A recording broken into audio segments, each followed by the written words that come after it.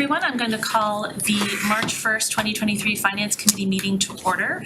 My name is Jean, and our chair, Ed Ross, is unavailable this evening, so he asked if I would chair the meeting. So I'll chair the meeting tonight. He has a work commitment and may or may not join us later by Zoom. So we're going to wait and see if he's able to join us. The agenda for tonight, liaison reports, a discussion of the projected use of free cash, the school committee presentation of the FY24 budget. We'll have a brief discussion about the, we have a lot of meetings in March, so future agenda is how the rest of the month is going to shape out, and we do have some minutes to approve. I will ask that Mr. Brandt, you're the chair of the school committee. If you have a quorum, feel free to jump in and let us know and call to order. We should have a quorum. Not expecting it. And I believe we have a member of the select board on Zoom, same thing. If on Zoom a quorum appears, please feel free to jump in and call yourselves to order. Jackie, can you hear me? Yes, can you hear me? Yep, I can hear you great. I do not have Zoom up on my laptop. Will you just please jump in if people have hands raised or questions, or if you need me at all, just jump in. Okay, thank you. All right, we'll start with liaison reports. I'm not going to go around the circle. I do not have a liaison report tonight, so if anyone has one, jump on in. I think the only report would be on from my side, school. You're going to hear all about it. I feel like the moderator at town meeting. Seeing none? Okay, we're going to move on. No liaison reports tonight. A discussion on the projected use of free cash. Sharon, should I turn this over to you? Yes. Thank you.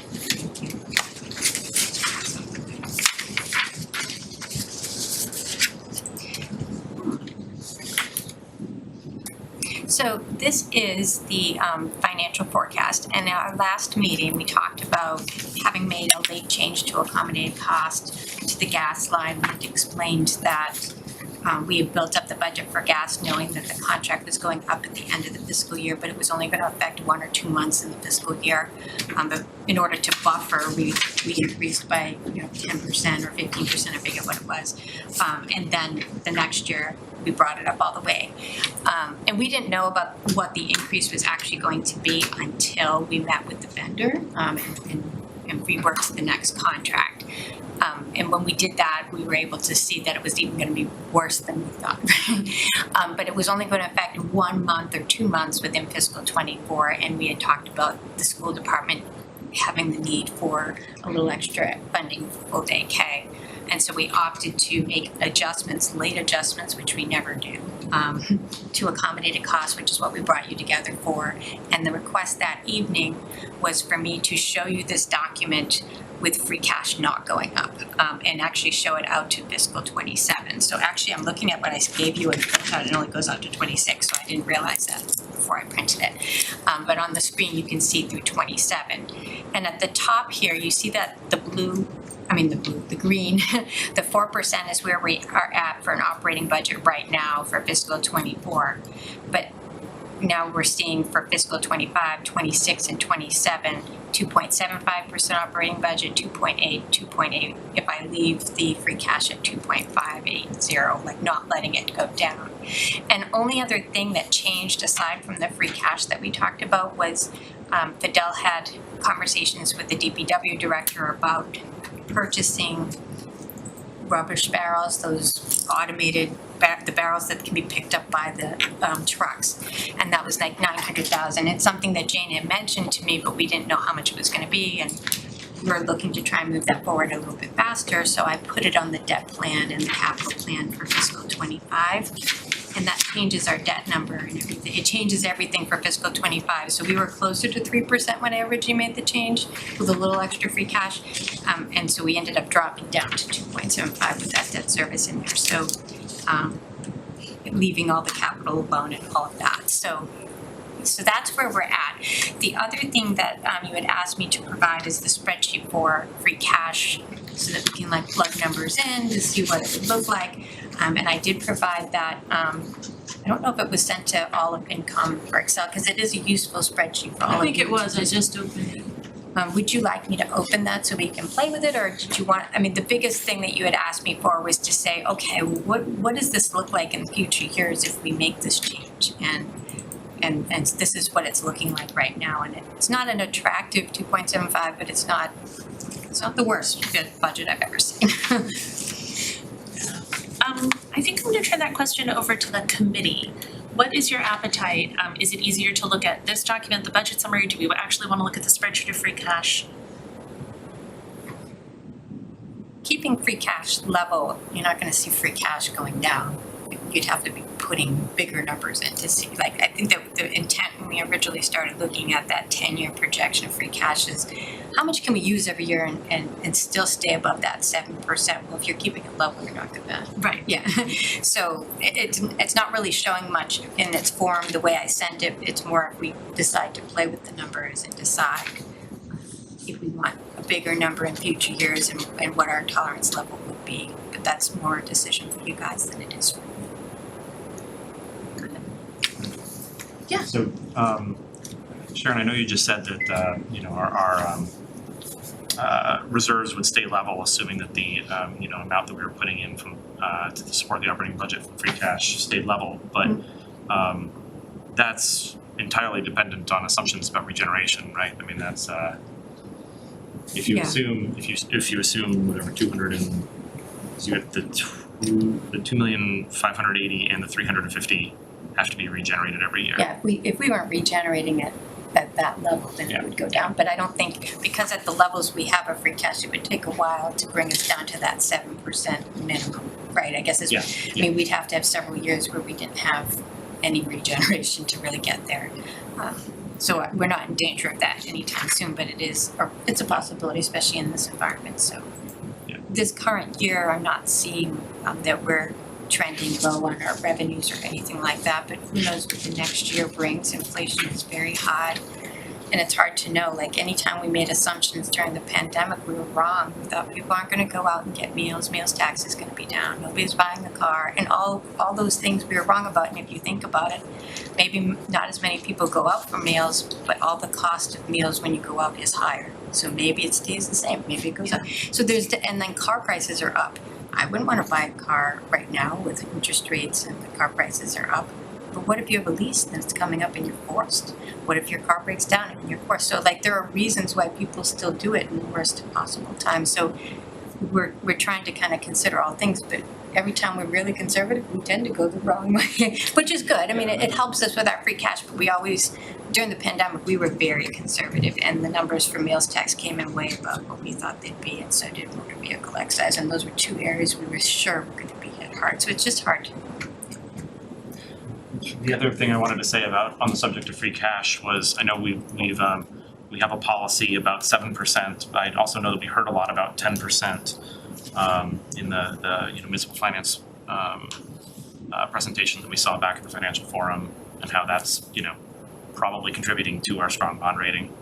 So I did do the 10% number on mine, but indeed I got to, with very conservative regeneration assumptions, it still didn't get us under 10% until the 2030s, so. Yeah. Great minds. Did the exact same Yes. thing. I did it in pen, but the exact same thing. And I think that's, for me, there are two things on the free cash projection that I sort of keep an eye on. One is the 7% is like break the glass, fire alarm, like no more use of free cash. Like, you don't ever really want to get there. Like, the goal isn't to get to 7%. And I just agree with you completely. In my head, the number is always closer to 10. 10 is where you'd want to be careful. So that's a really, really good point. I had a question, Sharon, on the budget summary. I'm sure I'm reading it wrong. Yes.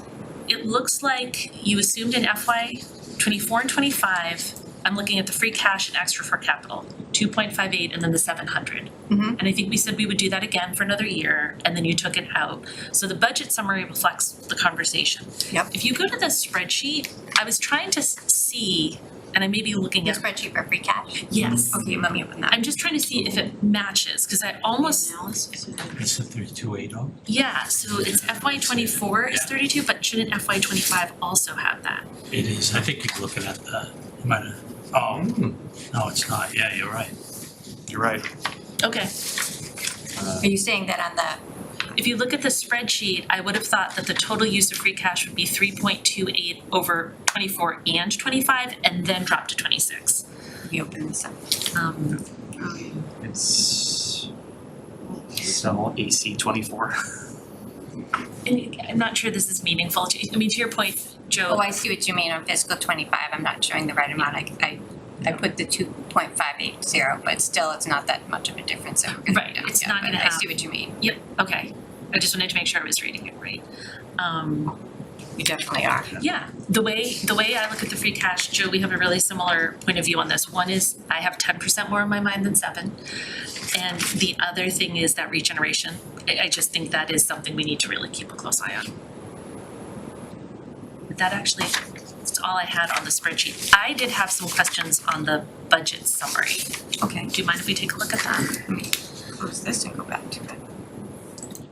And actually, before we make Sharon flip back and forth, does anyone want to talk more about the free cash spreadsheet, or are we kind of comfortable? I also got the 10% game, so. Okay, so yeah. And you're all thinking the same thing. Yeah. We all went to the same presentation in October. So do you know what that actually makes me think, Sharon? Maybe the next time add the line. And it shouldn't be instead of the 7%, because our policy is 7, but maybe add the 10%. Add a 10% line so people can see where Yeah, that falls. if we're all adding it in ourselves, we might as well have it to look at. And it's a good reminder about the difference between FinCom policy and best municipal practices and the bond rating we're I protecting. know we have that graph too in the packet too, right, for the fiscal '24 that has that table, right, that shows like the 7%. I don't know if we want to show 10% on that too. Oh, on the That's upper a great town idea. meeting? Yeah. It might be a little I don't know, I think it's a great idea. That's just a good footnote idea. it as being more conservative or. Although we do have the book already all done. Oh, sorry, well, maybe it's not a good idea. You might just look at it and be like. Oh, no, if it's done, it's done, but Yeah. it's sort of moving forward. I think it's a great It idea. definitely is a good thing to show a couple different looks, right, so people can see. Yeah. You said you had questions on this, do you know what section? I did, yes. I'll start at the top. Total other revenues in FY '25 are up 7.9%. And when I go over to the details on that, which is A2, not A2. Yeah, A2. The other revenues is down here, the details down here. Yeah, so that's things like motor vehicle meals and whatnot. You sort of hit on this, but where they've already gone up so much, I just guess wanted to push on those assumptions a little bit.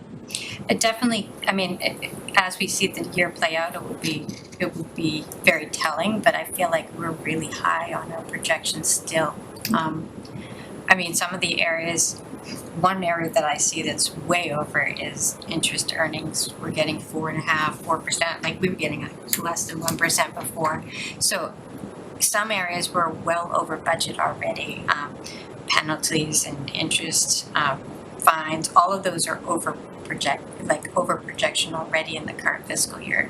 So our conservative budgeting style, I think we definitely are pushing our revenue projections a little bit to do a little bit more, but we've always regenerated a very large amount of free cash. So it's all about your comfort level. If you think that we're being too optimistic, we certainly can pull it back, but then the operating budgets are definitely going to go down. So it's one of those things, it's a balancing act when we're trying to get to what's realistic, what we're really seeing happening, but not being overly optimistic. The one that scares me typically is motor vehicle, and it usually surprises me in a favorable way every year. Every year. I mean, there's been maybe 1 or 2 years in the time I've been here where it's come in under by 200,000 or 300,000, but in most cases it's over by 200,000 or 300,000. It's just such a hard number because it's a declining tax. The longer you own your car, up to 6 years, it continues to go down and then it levels off in 6 years. When you buy your car, that's when it's most expensive. So if it's a brand new car. And so if people buy cars, we see it go up. And then also too, the other thing that goes into this is when we have developments, we have new homes that weren't there before, all those come with cars. And so you've got to consider that too. So it's like we have to consider all the things that are going on, and sometimes it's developments and we've got more people, and sometimes it's, you know, in the pandemic I did not expect people to buy cars, and yet we did see that come in over budget too quite a bit. So there are those people who are going to have their car breakdown and be forced to buy. And in this really high environment where the cars are costing a lot in a high interest market. So it's hard to know, and so maybe those numbers are too high. It's hard to know, but I feel like we have been trending so much over projection on a regular basis. I'm just trying to capture a little bit more.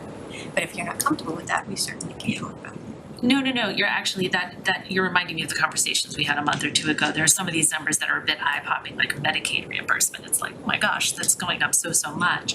But to your point, it sounds like you're almost playing catch-up with overly conservative estimates that you made during COVID, and to your point, for all the right reasons. It's hard to know. I mean, I think Medicaid came in at over 300,000 last year. So we really are paying catch-up, and I don't know how much of that was maybe catch-up reimbursement from the prior year that we didn't get. It's really hard. Medicaid isn't one that I get on a monthly basis. It's generated from a reimbursement request to the school department. So it's not like state state aid where I can see that monthly coming in, and it's a pretty level number. It's generated based on reimbursement, so it could be very up and down as well. But it came in so much over, I had to increase it to feel good about it. Right. Can I just ask, maybe, I never knew this, what exactly is Medicaid reimbursement? It's a good question. Do you have a good answer? I know it goes through the school department. It Is has it something to do with like. employees who are eligible for Medicaid but they're working and No, I so- think it's for students, special ed students. That's right, it's for students. It's for like, is it for neuropsych evaluations and things of that nature? It's for all different types of services for students who qualify. Oh, okay, so it's but it goes into the town coffers, It not the does. schools? And one of the reasons why you might have seen it higher is because we spent a lot of time going back as far as we could Okay, yeah. to capture some of the revenue that we missed out on over the past couple of years. So I think you'll see it start They to had been level coming out. in low, yeah, and then it was Yes. way. So you kind of did an audit of it to We get did. all the money we were entitled to? Exactly. And so this is a one-time, not, I don't know the word, like Catch up. Windfall. Windfall, that's the word. That's One-time windfall, so we shouldn't keep expecting that. Not at that high level, but you can expect higher than your Well, you can annual see Because in the rate. past, we weren't getting what we were entitled to. Okay, Yes. okay. Yeah, prior we always used to do 150 on a regular, and we started to see it go down, and I think it was just catching up that we saw the 300,000. Thank you.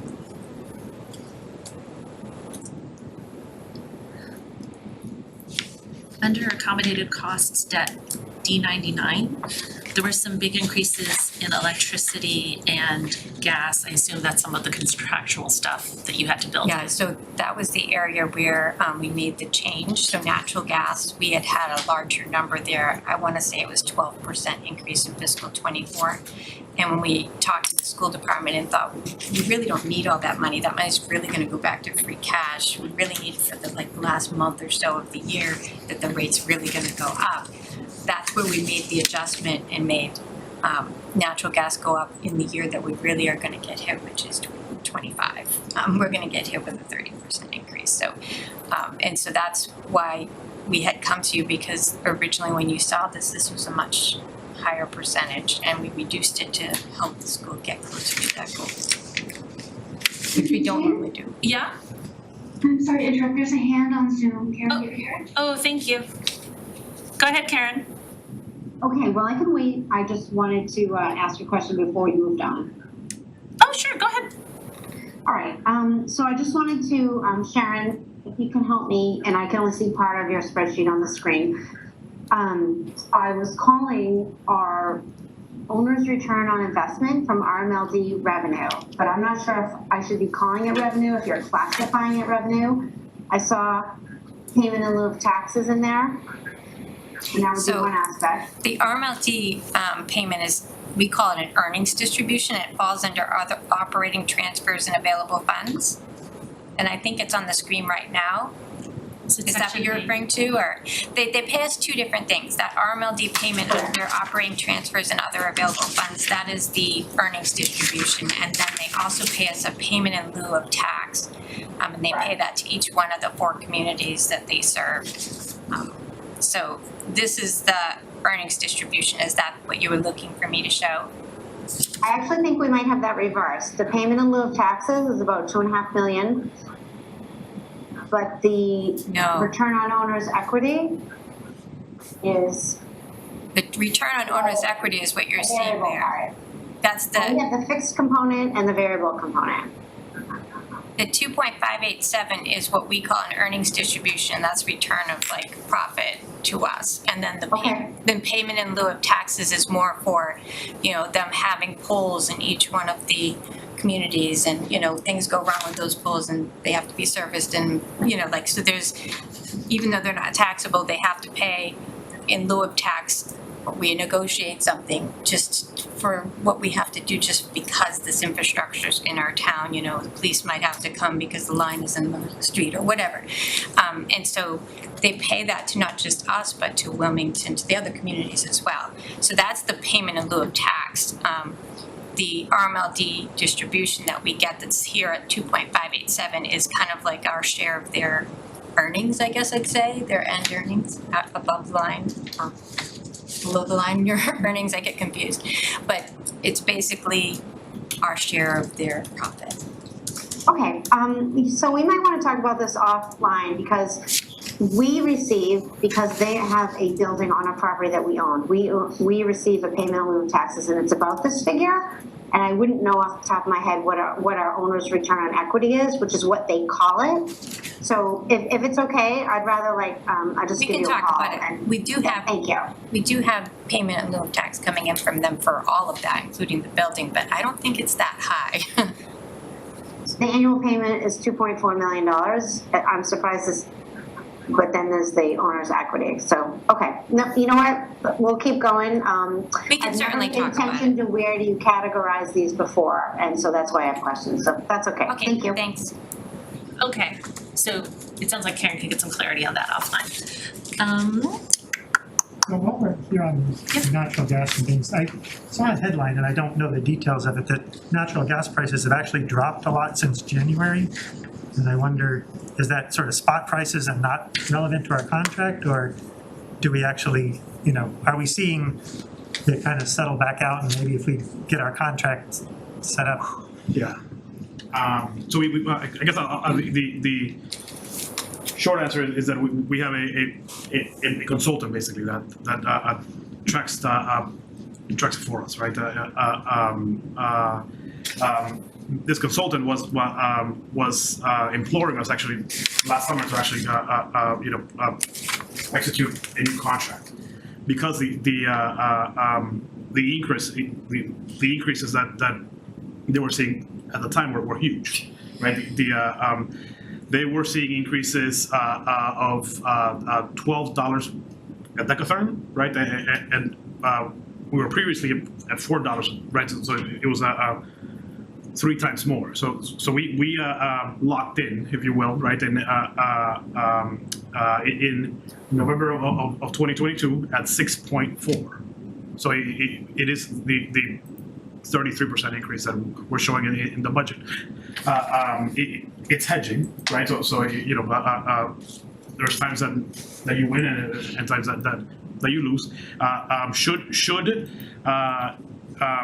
Should the market kind of fall, if you will, right? Then we would renegotiate a contract, right? But we are buying gas from 2024 to 2027 at this point. Right, we don't buy on demand, if you will, like at a pump. We're hedging into the future. The gas that we are buying today, as in this day, was hedged, right, or contracted in 2021, right? So you're forecasting the markets, and sometimes you're it's a win, and other times it's not. But we rely on the consultant to guide us in that conversation. Anything else on either the free cash use or the budget summary? Yeah. Sort of a process question, because I admit I didn't watch all these meetings last year. So I've been going through, I've certainly not finished the budget, taking notes on various sections, which correspond to sections here. Like for instance, I had a similar question to your question about optimistic revenue projections. The interest one in particular, I hope that our interest rates do not continue to increase, because that would presumably mean that inflation will continue to be terrible and we would be coming out behind overall. But I did see those projections, for instance, were fairly optimistic. Is now the time to ask that, or are we, when we go through the town budget starting next Wednesday, is that the time to ask it? So I think the answer is either. Okay. I think the answer is either.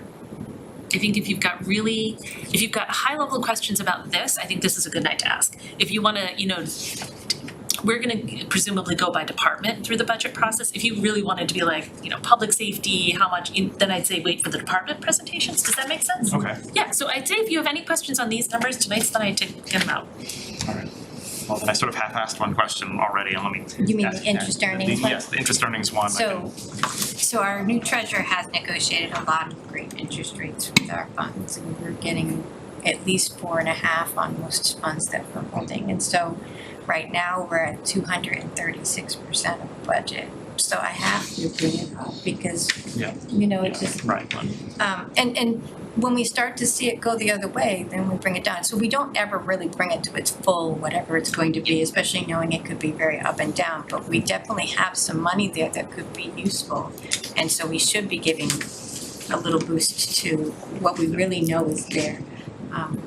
And we do try and negotiate, with our banks to make sure that we're getting the best possible rates so that we're, getting those interest earnings. We need every penny. So everybody, every town does that, I would imagine. So it sounds like this is similar to Medicaid reimbursement. This is another area where we have historically had a lot of regeneration, and so we're sort of running optimistic numbers until it sort of the projections converge with reality, and then we can. Yeah, or get closer. I feel like several years we've been at very, very high regeneration. And some of it had to do with, like you had pointed out last year, we did have some federal aid coming into the general fund related to the CARES money that we spent in the general fund. But in general, just if you look at the regeneration totals over the last 10 years, we were regenerating at a $4 million, average. That's a lot. So there's money there. I'm just trying to, when there's pressures and inflation's there, you're pushing to try and get as much out of your budget. But certainly I can reel it back if there's a discomfort with. What's it so far this year, Sharon, the interest? Oh, I think we're, through January, it's over 650,000. So budget. I mean, I'm not even close to, I still, I'm still keeping it in that range and we're not done with the year yet. But knowing that there's a place, that's a place where we have money and it's coming in right now. Obviously, as we're building this budget every year, I look at where are we now? These numbers I have for fiscal 25 might change based on what I see what actuals look like in fiscal 24. As things change, as the inflation market changes, all of that, it's gonna change what that interest rate that we're getting or return is. And we're gonna have to correct. Is that interest on the free cash that we're holding predominantly?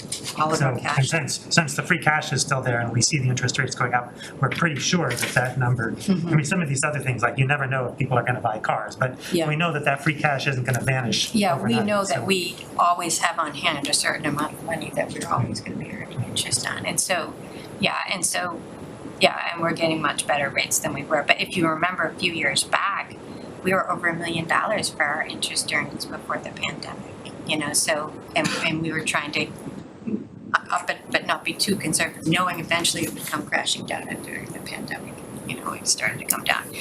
And now we're back at a higher interest rate. So it's really just hard to know. But we were up over $1 million. And, it'd be funny, I'd be putting in for DOR, you have to put in when you're doing your tax rate setting, what was your actual and what are you budgeting for the next year? And you have this $1 million number and then you're budgeting like 300,000. They're like, why do you do that? You know what I mean? But if I have $1 million there and then it goes down to 300, now I gotta find 700. So right. They kind of tell you to do that to some extent, but it looks really strange to them. Like they're looking at what was your most recent history with this receipt and what did you project it at for the next year? Because that's very telling. I mean, in light of everything we've just said, I'm very comfortable with projections and even possibly using some more if money if we need to, because I don't want to see us be more conservative, because I think we're already being too conservative and that we're constraining the budget in a way that we don't need to. We certainly have enough free cash that we have the room to wiggle a little bit. Like if we get into a year and we say, oh, wow, we were over optimistic and we're gonna come in 100,000 under, you know, it's not like it's going to be catastrophic. But at the same time, I feel like we're trying to meet up with what we're really seeing but not be overly optimistic. It's a really hard balance to strike. It is, and I think that regeneration number is the one we're gonna have to keep an eye on, because if we start budgeting a little less conservatively, you've gotta expect regeneration to go down a little bit, so. And there'll be those signs every year. We'll see that regeneration isn't what it was, and then we know we've hit our point, you know, like we're not gonna be in the same place if we keep going with a more optimistic number. And I do like, personally, I'm very comfortable keeping the free cash stabilization level until a future FinCom can make a determination about whether they want to increase it or not, but I wouldn't want to build into budgets ever increasing uses of free cash for exactly that reason. It gives you the wiggle room to say, yeah. Mary Ann, is that a hand? Oh, no, I was just pushing my hair out of my head. Anybody? Excuse me, Jean? Yeah. Sorry, Karen has another question on Zoom. Sure. Thanks, Jackie. Thank you, Jean. So Jeffrey, thank you for bringing that up. So I have been trying to figure out over the past few years, you know, there's always one-off issues, but in general, I think the percentage of our budget, free cash as a percent of our budget, is also increasing. And I've been struggling to understand why. And sometimes it's random grants or reimbursements, as Sharon elaborated. But in looking and meeting with other departments, for instance, Reading Rec produces a good amount of free cash, which goes into the general fund. And meanwhile, we have seniors and folks in town thinking that, oh my goodness, we need more services. So, and in addition to that, we have the Reading Ice Arena. Any revenue they provide us goes into the general fund. And frankly, someone on the Reading Ice Arena board had suggested maybe that should be dedicated specifically to something like a Reading recreation program. So I'm just going to throw that out there. These are relatively small numbers, you know, but as we look, we may find other areas where contributing to this, like increasing free cash balance. Like on the one hand, we want to have cash available to make capital investments and acquisitions. On the other hand, if residents are saying that we're not providing the services, then I think this might be an area we could look into balancing a little bit. And so the answer to some of these things, if we were to look at some of these departments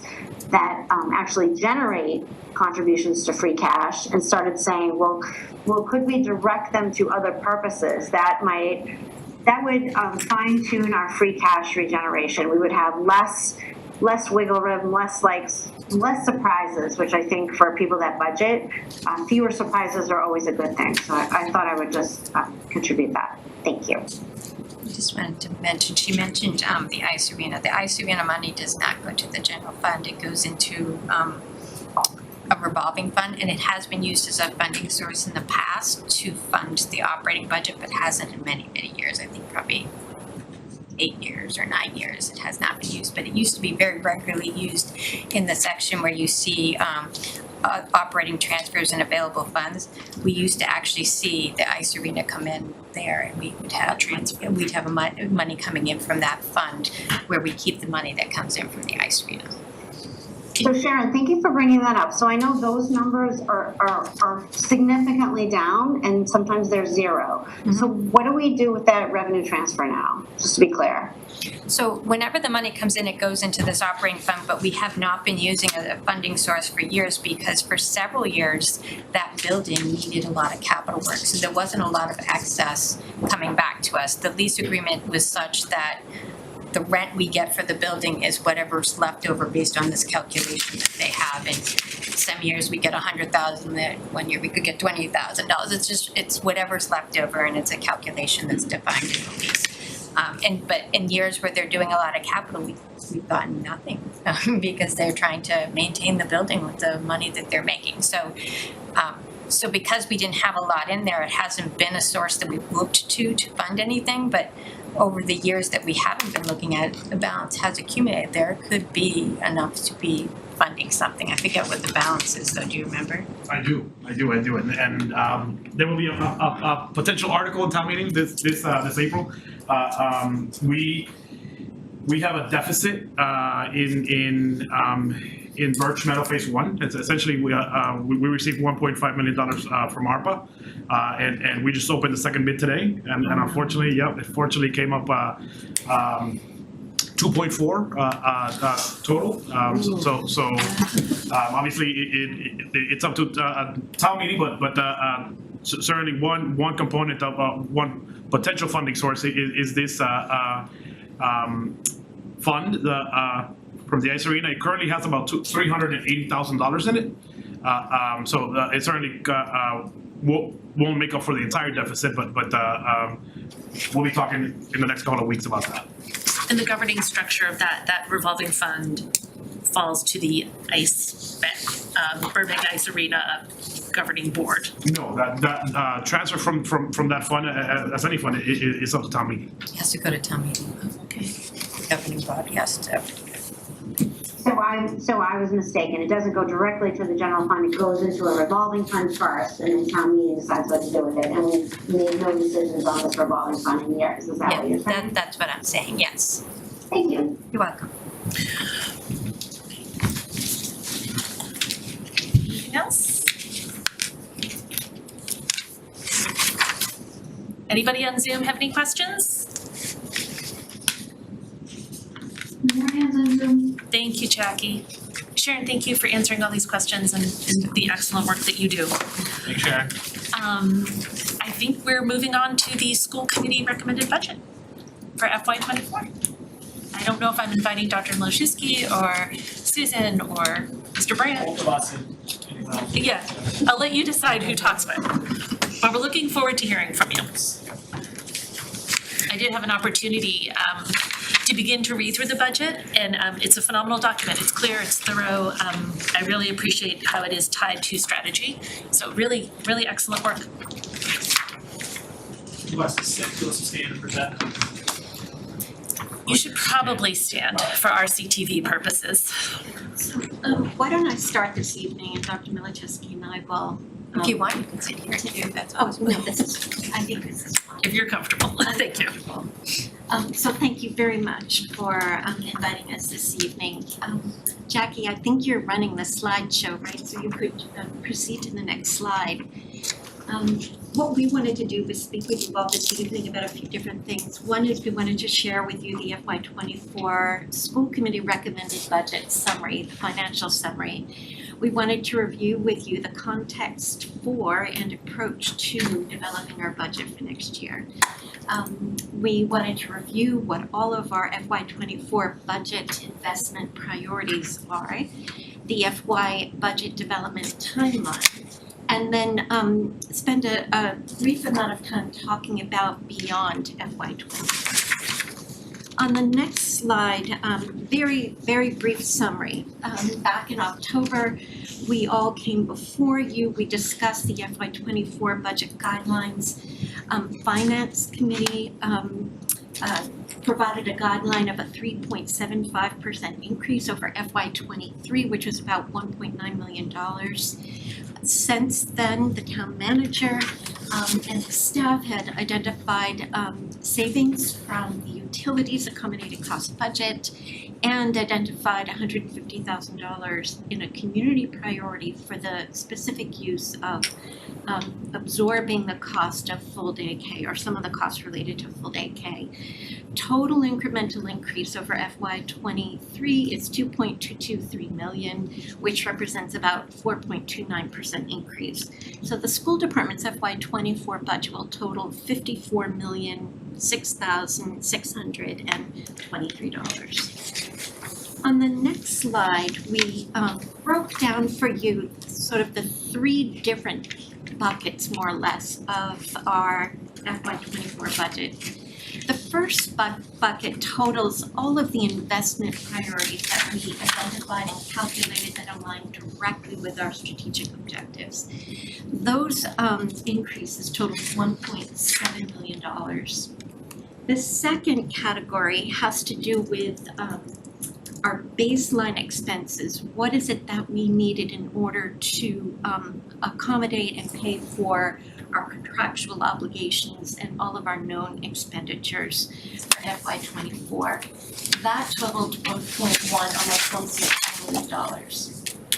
And then lastly, we went through a process of looking at all of our funding sources, our existing operating budget, our grants, our special revenue funds, and we looked to assess our spending and discussed at length how we could maximize the use of those funds. And within all of those funds, we shifted and reallocated about $600,000, $670,000 to areas where we felt were important in order to meet our strategic objectives. A couple of very brief examples, and all of these shifts and changes, in fact, are sustainable. For example, an example I'd like to use is the 240 grant for special education. We had been paying essentially a tax, $80,000 cost to the state government for MTRS when in fact those expenses are already paid, so it was double dipping. What we did in order to pull back from the expenditures from those expenses is that we just merely shifted who was charged in terms of staffing to that grant. We shifted over our licensed professionals to our operating budget, our paras to the grant, saved $80,000 in a baseline budget. So there are a number of different examples. I could go through them all with you if you'd like, but there are several different personnel and non-personnel shifts that we made. On the next slide, we've reviewed, and I won't go in detail through this list, but the context for our budget development came from our school committee guidance. The school committee provided to us some guiding principles for us to consider and think about and process as we developed our budget. All of those are listed on the slide. These are the priorities that really guided our approach in planning the budget. And then Jackie, for the next slide, this was our approach, also our process for developing the budget. It was an incredibly collaborative process. We met with stakeholders, we used program assessments and student data. We calculated baseline costs and then maximized whatever resources we could. So just wanted to share with you the approach that we took. And then the next slide just gets into our timeline. So we began in developing the budget in October, November. We presented an outline of how the budget was shaping up to school committee in December. We continued to tweak the budget. And then in January, came forward with a number of public presentations and conducted discussions in public about our FY24 budget. And then here we are before you this evening, and the next step is town meeting. Dr. Milichewski is going to take over for me and go through the next few slides and information related to our strategic objectives. Would you mind if we pause for questions here just before you switch over? Sure. Just, Absolutely. does anybody have any questions? Thoughts at this point? These slides on the questions later. I have just one clarifying question. Yes. The $80,000, so what you're saying is by merely changing some accounting things, there were no operational changes to the schools? That's correct. Fantastic. Yeah. Thank you. That's amazing. Great work. Well, good evening, everyone. Nice to see you. Hi. So I'm going to speak a little bit about just some of the FY24 strategic investments for the district. And I know that you've all been following along with the series of budget meetings at the school committee level over the past couple of months. So I'm not going to go into a ton of detail on them. Also, if you're following along, you'll see I think it's page 17, starting in the budget book, where you'll be able to see a little bit of a written narrative about some of the rationale on our investments. But we felt it was important tonight to be able to speak, at least in broad strokes, about some of the investments and the why. And again, we're happy to go into as much detail as you would like to. The three larger buckets, as you can see here, for our strategic investments are aligned to our strategic objectives. First one, supportive and safe learning environment. I think back to a question actually Mary Ann asked me last year, I can remember at this time, and many others have asked, and said, did we anticipate with sort of shifting to a new phase of the pandemic, that the social and emotional needs of students would start to lessen, and therefore with the need for us to invest in counselors, SEL curriculum, other sort of pieces that we think would be direct supports to our students socially and emotionally, would that lessen? And I think probably, as you know from your experiences in the community, that unfortunately we see it going in a different direction. We just continue to see an increase in the social and emotional needs of our students, and I think the words they hear from our teachers, they've never seen more social and emotional needs. So I don't think we're quite at a place yet where we can lessen and pull back on some of those supports, and actually, quite frankly, I think these are things that we need to continue to invest in. 2, coherent instructional systems. We feel strongly as a district our main priority is to improve academic outcomes for our students. And the way that we do that is we invest in strategies and systems that we know are going to move forward the quality of teaching and learning in all of our classrooms, and therefore lead to increased quality of outcomes for our students. In any district, we know that operations at the core of what we do, we need to continue to think through strategies that are going to make us a more efficient and effective organization. So we bucketed those, again, broad, I think, categories that all schools are working on, but I think through the investments that we made last year and this year, you can see that we have had a pretty intense focus on both the SEL needs for our students and also our instructional systems. Jackie, you can dive in the next slide, which is an overview of safe and supportive learning environments. So you'll see here on the right column just a list of all the FY24 investment priorities for around safe and supportive learning environments. I'm just going to touch on a couple, but again, if you want me to talk in more detail on them, Susan and I are happy to do that, or Tom or Sean as well.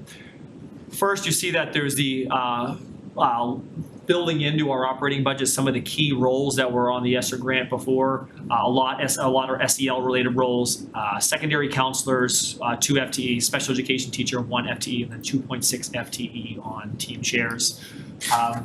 The other one that we want to highlight for here too is some of the continued investment in counselors. So, as you know, last year our major investment around SEL was to have in all of our elementary schools a full-time school adjustment counselor / MEDCO coordinator, half funded through the district operating budget, half funded through the MEDCO budget. These roles would play a dual role of being a direct counselor for all of our students in the building, both Reading resident and Boston residents. Prior to this, we did not have counselors in our elementary schools, and also serving as a direct liaison to our Boston resident students. We feel that this role has made a huge difference on our students so far this year. While again, with any new role, there's some things that we need to figure out. We think that this has been a major impact in a positive direction for so many of our students and for our families. And I'd also like to add too that all of our counselors are leaders of color, which we think has been extremely beneficial and important for our school communities. We continue to try to hire, retain more diverse, racially, culturally, linguistically diverse staff for our students as well. But I'll pause here to see if there's anything around any of the FY24 investment priorities that people want me to give more context or information on. I'm just looking at the Munis budget because this is the first time I've seen it, and tying in, I want to wonder if something I'm seeing here is part of the investment priorities and it's just how the position is classified. I don't know if I'm asking this way out of order. I noticed at the high school, the line for assistant principals went up 224%. And are any of the, is the RMH, I'm trying to think if these are additional positions, like is the MEDCO coordinator being counted under an assistant principal line? Is that why it went from 274K to 920K or? So we did not add any high school APs. And Susan can give the nod that she knows why that was That's categorized that correct. way, so. So the budget increased because of this year's addition of the Director of Student Achievement. The budget for this year was lower than the position and the wages. So the FY23 budget is under what we expect to spend this year. So carrying it forward to next year, it's increased. But the 700K is due to one person. Oh, no, it isn't. I'm sorry. So that's why I was asking, where I saw such a huge increase, I was wondering if I could see how the Director of Academic Achievement, it might be counted on the assistant principal line. I didn't know if like the MEDCO coordinator or any additional positions were counted under the AP line in the high school. You know, I'm trying to think back of how the positions were coded. The 1.0 new high school coordinator could very well be in that line. I didn't bring all of my coding details to. Yeah, no, when I saw, I kind of just skimmed down to look for like increases over 100%, and that was just so huge. I said, okay, what are the other positions that are there, just so I understand. Yeah, I can go back and break that out for you and respond. It's page 20 of the Munis budget, if you people see where I was looking. So I have a alternate theory about what could be going on here. I know that, well, after we see the next slide, but having read the presentation, I assume we're gonna hear about assistant principals under the second strategic objective. I know those are assistant principals at the elementary schools, and this is directly under where it says Reading Memorial High School. But on the other hand, a $700,000 increase sounds more like 5 people. No, they have different, a munis per school. They couldn't put the elementary school So that's APs so under the high school line. if I go looking for those, I will find those elsewhere Yeah, under each Well, of the and elementary I schools. think Alright. that it might be more productive if I go back and look at the individuals who are assigned to each one of those lines. I think there are 37 pages of different accounts in the Munis schedule, and I'm happy to go through and right, no, they're identify. broken, you'll see they're broken down by school. I've looked at this. It's nice that you've labeled it, where I used to know what all the codes were, so it's nice. It made it a lot easier to follow, but that line just looks so different. I said, oh, okay, what are the new high school positions that are called under that? Well, if following the meeting you'd like more time to go through the report, I'm happy to Yeah, it see was- any questions you have.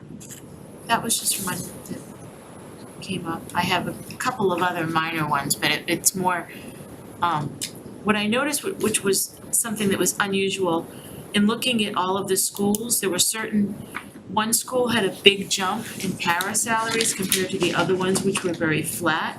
Yeah. Well, actually, it was Coolidge and Birch that had big jumps. Coolidge had a 91% jump, Birch had a 14. The other ones were kind of flat or dropping. The high school dropped by 30%. So is that reflecting different staffing for needs at those schools? Because it wasn't under the sped line, so I didn't think it was that. So the paraprofessionals, you'll see a big shift because of the shift that we made with the 240 grant. We increased our operating budget by the teacher's salary, took those teachers off the grant, and reduced the paraprofessional salaries by moving $714,000 of paraprofessionals to the grant. Again, we can look at Yeah, no, when I just saw such differences between the schools, I didn't know if certain schools had needs for, under these objectives for more paras, but it might be the Yeah. shifting you're talking I about. think it's the grant shift. Okay. Any other questions on the strategic objective 1? I guess I actually have a question. So something it sounds like we're gonna talk about is sustainability, and Yes. you've hit on a big one here, which is ESSER grant funded positions. So it says you're beginning the tier process. Can you speak to a little bit where you're at in that process, how optimistic you are, particularly in light of some of the future year budget increases under 3%, we just saw?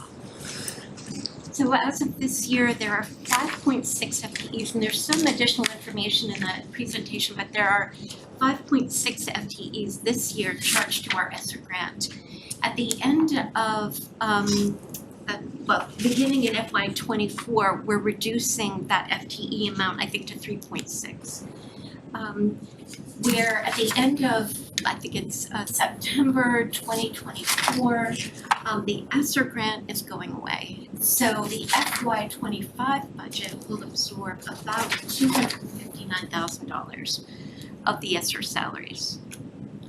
And that will, by 2025, we will have absorbed all of the positions that we want to include and need in our appropriated budget.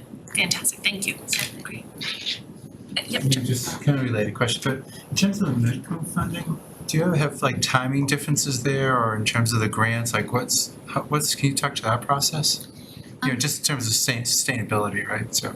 Yeah, so the Medco grant, as you know, because we were approved to increase our enrollment, our MECO grant has also increased. Right now, we have 101 students enrolled, and that grant will essentially stay static unless the legislature approves an increase or unless we are approved for additional Okay. students. So you don't have to reapply for it, you just. Oh, no, it's okay, it's an annual renewable grant great, okay, for as long as we have our Boston students with us. great, yeah, thanks. And under the Google Doc, or the presentation, the Google Slides that we shared earlier, you'll see some of the information, I think it's slide 22 or 23, that has some of the specific positions Yep. that will be enrolling in, still left on the ESSER grant for next year too, so. So Jack, you can move to the next slide.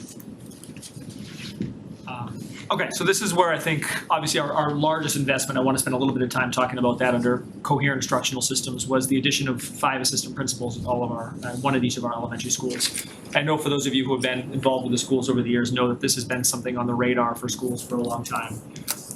In broad strokes, our strategy behind this is we feel that there is and research shows that one of the best things you can do to improve outcomes is to invest in your principals, invest in your leaders. And we feel our current structure of one principal at a school without any additional support is really difficult for principals to be the types of instructional leaders that we need them to be. And it's also difficult for teachers to get the level of support that they need with sort of only one person in the role. This comes at a time we think when principal leadership has never been more complex or more challenging. We know that we've seen a churn of elementary principals in the town over the past several years, and we believe this is a strategy to also help us retain principals. An additional layer to this too is for us to be able to have a bench of talent for us when there's a vacant principal position. So, for example, in all of the recent searches that I have been sort of a part of, all of them have been to external candidates, and there just hasn't been a pool of internal candidates. It is really difficult for an elementary school to maintain continuity when your one leader steps away and then you're also just starting fresh. So the primary strategy behind it is to try to leverage what the impact of an a principal who's a strong instruction leader can be, but also we think that it's important to invest in a bench and try to invest in the sustainability of our principals. You'll see that that's 5 FTE across all of our schools. And then also another big investment for us at the bottom of this slide, you'll see 2 new positions, the BCBA position and also the secondary transition specialist. These both tie directly to our special education program reviews. So as many of you know, we did a pretty in-depth, we had outside consultants come in and review several of our substantially separate special education programs this past year. And they provided recommendations for each of our programs and how to move forward and what we can do to be better meet the needs of our students and be more efficient in the work. And 2 of the top recommendations were to hire both the BCBA and the secondary transition specialist. So I think that aligns with our strategy of trying to build more coherent instructional systems, particularly for some of our students with disabilities. And another one I'll just flag, and we've had this conversation, I think, a couple of times the past year, our population of students continues to change, particularly around our multilingual learner population. We have this past year more than doubled the amount of level 1 multilingual learners in our community, and we see that's a trend that just continues. So we've increased staff by 1.5 FTE, but we know that this seems to be a trend, if you follow closely, that's continuing to expand in our community, which is exciting. We need to continue to provide resources to support our students. And we also just want to flag too that increase, so much of sort of the role of an MLL teacher depends on the level of need of a student, whether it's a level 1, level 2, level 3, and a lot of our students who are coming in are newcomers, so level 1 or level 2, requiring a lot of intensive time and support from teachers, which is requiring, we think, a pretty significant shift in staffing as well too. But I'm happy to talk about any of these in more detail, but I'll pause here if there's specific questions. Great. That assistant principal has been something that I've seen in many years of school committee budget presentations that we'd like to see. I mean, even back to the override, like more than 5 years ago, right? That was one of the key things. And just as you said, the ability to supervise and evaluate so many teachers in the building is such an important thing that principal struggled to do in the elementary schools. So yeah, that's a great addition to the budget. Also to add to timing too, I think that while it's always been sort of an ask, I also think right now with 2 new curriculum rollouts at the elementary school, really now is the time that if we can really invest in strong leadership, we think we can really feel the impact on students of new high quality curriculums to provide the right level of support too. So further to the K-8 math coach is 2 FTE, and this, you said the secondary transition specialist is for the special ed traditions. Again, in the district-wide munis budget, I see the instructional specialist line went up by 300K. So is that reflecting those two positions, or is that also reflecting other positions like, you know how some schools have a math specialist and an English specialist? But does that include at least those? Am I looking in the right place for where the K-8 math coaches would be? Are they considered district-wide instructional specialists? They are, those positions are district-wide instructional specialists, and you may also be seeing additional stipends related to our team chair's work within that line as well. Again, we can go back and look at exactly who are the people that are populating those. Yeah, I just didn't know if 300K was 2 FTEs or more than 2 FTEs, that kind of thing. What we have done too over the last year and a half is we've been looking carefully at how people are coded and trying to refine and even correct the codes that people are being charged to. So some of the shifts you see may not have anything to do with the actual budget changes. That would make sense. Just has to do with the refining and the correcting of how people have been coded. Yeah, because that seemed high for 2 people, thanks. It is, and also just a little bit more specifics on just those salary ranges. We're looking somewhere in the $90,000 range potentially for those 2 roles, which would be at sort of the bottom, step and column of our teacher contract, but also not quite up in the level of our team chair and also our assistant principal roles. Actually, I think you can go on. Okay, and the last one's, I think, really quick. Jackie, you can go to the next slide. I don't think anything particularly noteworthy on here outside that this is the first year that we also sent out an annual community report. I think that we're also open to feedback from the community on that as we move forward as ways just to continue to keep the entire community informed of just the work happening in our schools too. And then the only other piece is continuing to increase the per diem rate of our substitute nurses.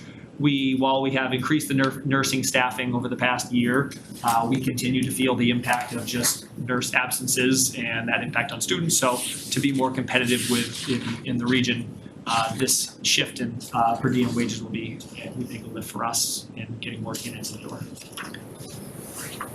I think at this point, unless there's other questions about like the why we had certain investments, Susan was going to move into speaking more about some of the numbers behind some of the investments by cost center as well, but we want to provide a little bit of time just to provide a high level overview on just why we made some of the investments that we made.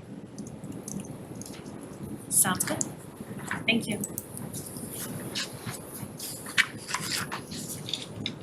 So on the next few slides, we've broken down the FY24 recommended budget by cost center. Just very briefly, our 5 cost centers are divided up into administration, regular day, special ed, district-wide programs, and facilities.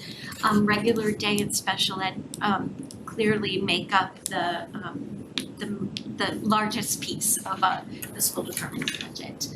Regular day is 59.1%, special ed 31%, and then district-wide, facilities and administration follow in that order. On the next slide, I wanted to begin with administration. Our total FY24 budget is $1.3 million, and this is a dollar change of about $7.4 thousand over FY23. The changes identified by personnel and non-personnel are included on the right side of this slide.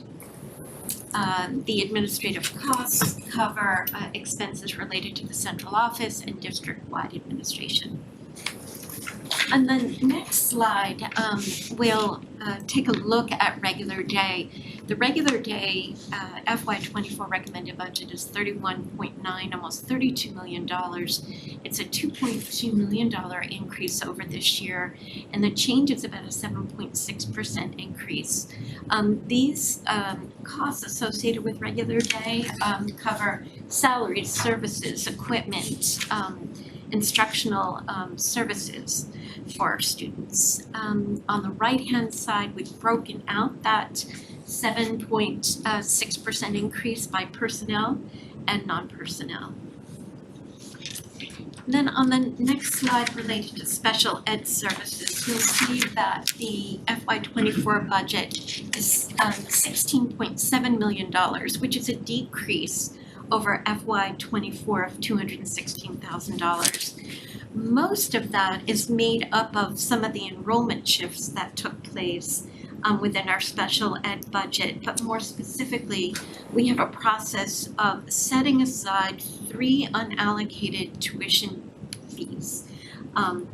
One of the tuition fees that we've pulled back from and now have embedded in our budget for next year $220,000 of unassigned tuition rather than $450,000. There were some other changes to the positive. We received an increase in our circuit breaker reimbursement because the percentage reimbursement rate for transportation increased by 25%. We expect it to increase again once more for FY '24 going into FY '25. We also had a shift in enrollment. As of October 1, we had 2 students leave their out-of-district placement, and right after October 1st, we had a 3rd. On the next slide, we have, or on the next 2 slides, we have an overview of our district-wide programs. And these programs focus on extracurricular activities, athletics, health services, and technology. The total of those 4 mini cost centers are almost $2.4 million. And we've seen a 7% change or $157,000 increase. Most of the increases are related to our health services. On the next slide, Jackie, we'll see that our health services have increased primarily because of a 1-to-1 nurse needed for specific students' medical needs. And then lastly, on the last slide is our school facilities budget. Our total school facilities budget is $1.6 million. We had an increase of about 1.5%. And the increases really were $23,000 and focused primarily on cost of living increases and steps. And a slight annual increase in our contracted custodial services for Coolidge and Reading Memorial High School. So I'm going to pause here for a minute and ask if there are any questions related to any of these cost centers. Probably a general question, what's the timing again on like the COLA adjustments? So this covers the fiscal '24, right? These are locked in? Through June 30th, yes. And what's the assumption like in terms of what's the exposure for next year, I guess, like 2025 really? Well, I think we need to talk about that, about planning. Executive session. Yeah. Maybe I'm jumping ahead then. But you'll see on, again, on one of the slides, one of our future opportunities is our, we're entering into contract negotiations with all of our unions.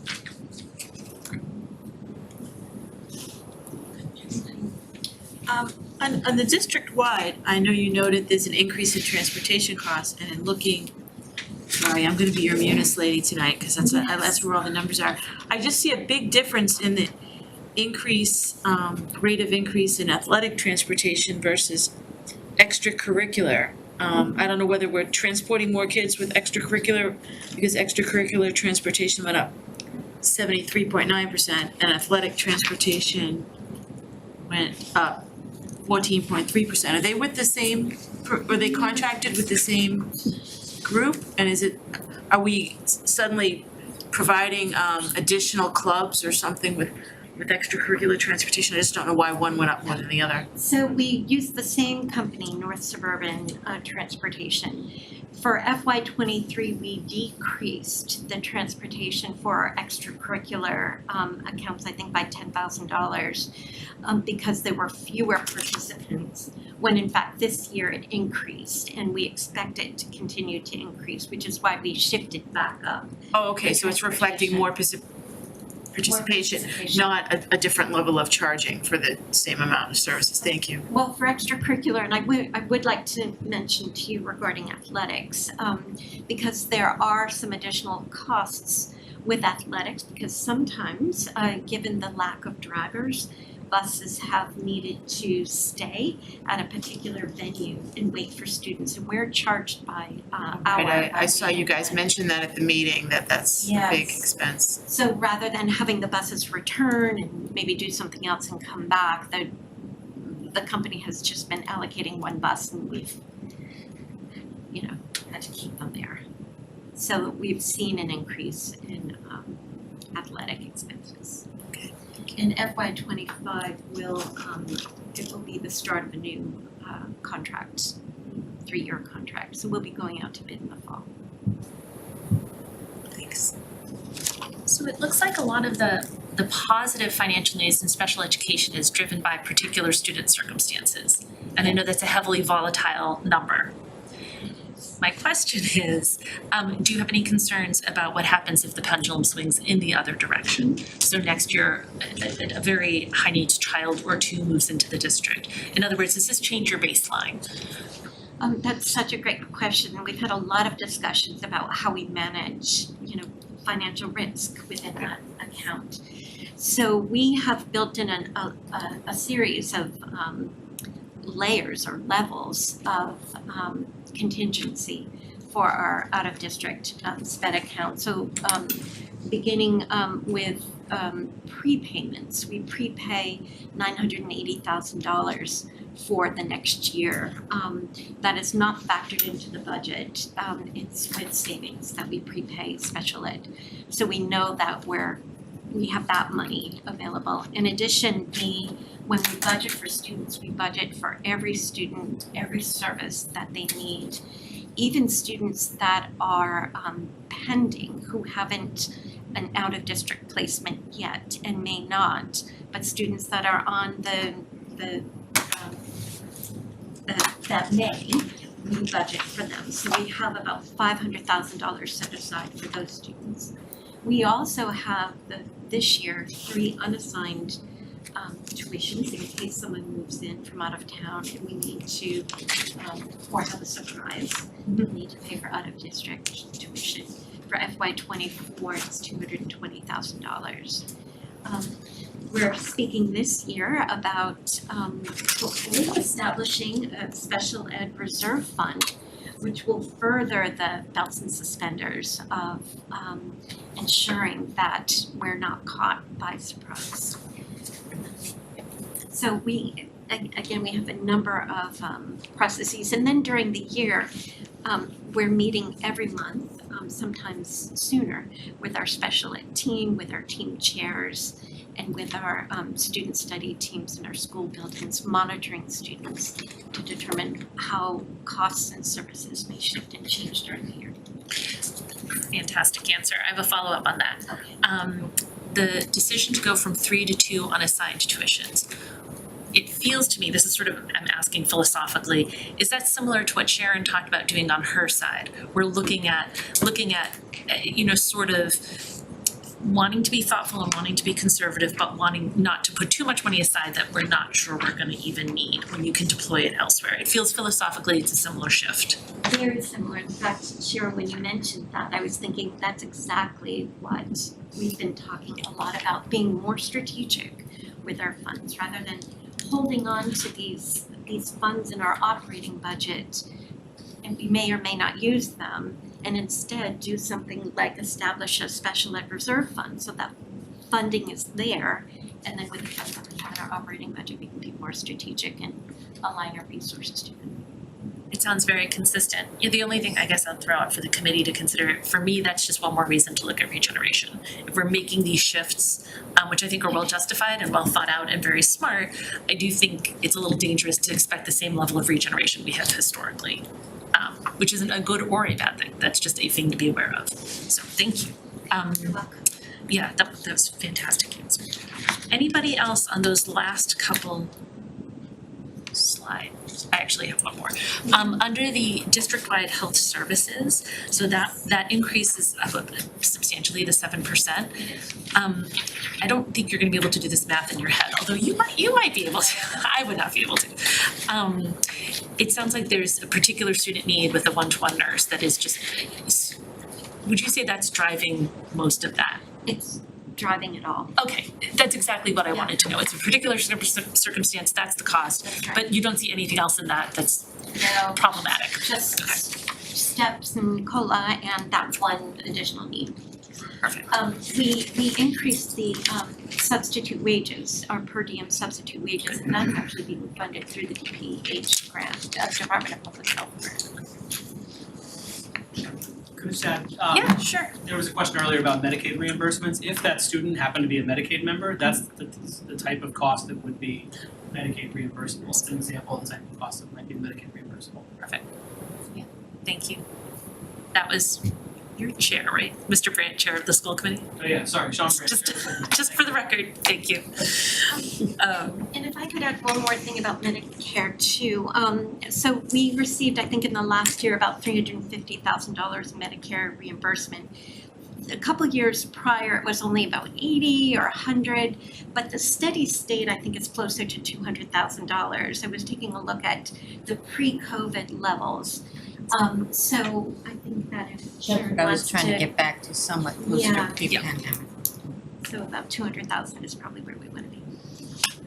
Any other questions on those slides? Oh, Joe, So, I'm afraid we got one more question. Oh, I'm sorry. sorry, and it's not even an easy one, I'm afraid. So I'm trying to figure out where to ask it because it's sort of general. Looking at the changes, like I see a lot of the sort of well, first I want to give credit for all of the wins I see in terms of cost savings that were discovered and so forth.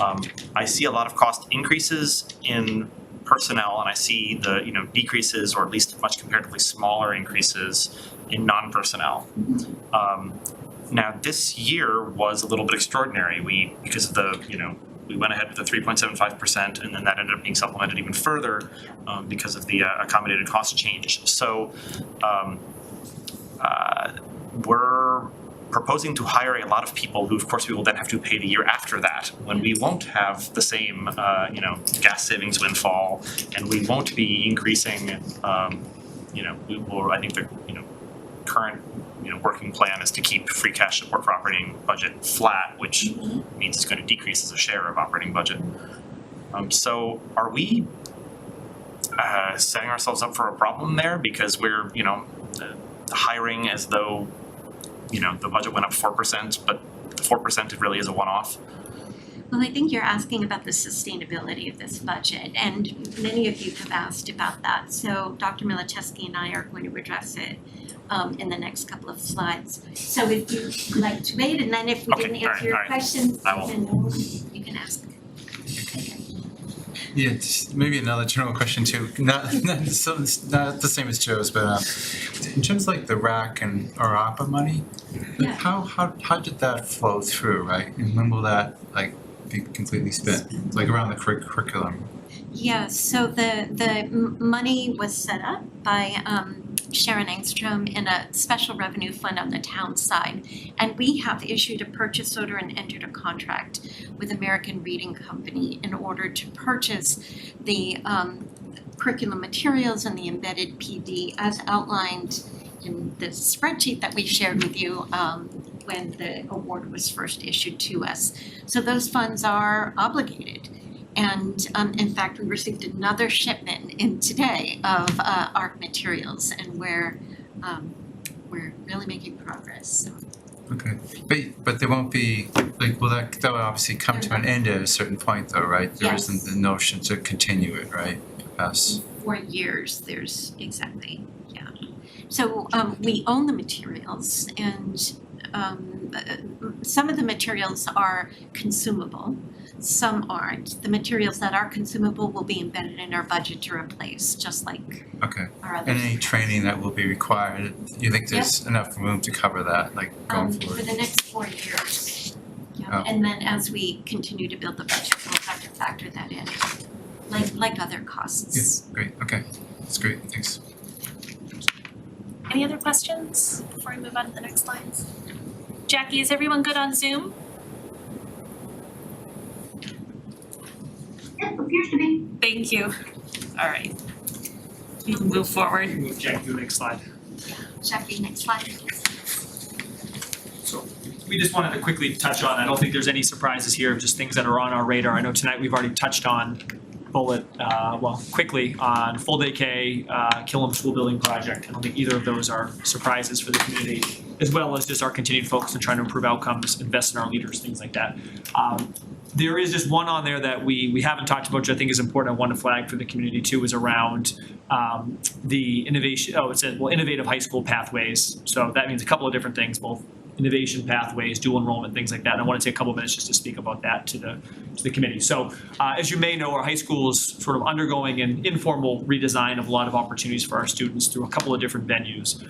One, trying to build new pathways of programming for our students, for students who have a particular interest in a certain area. So next year we are launching 3 new pathways at the high school. I think this starts on page 23 in your budget book of computer science, of digital media, and also of engineering. This allows students who have a particular interest in those areas to be able to take a more coherent set of courses in that area.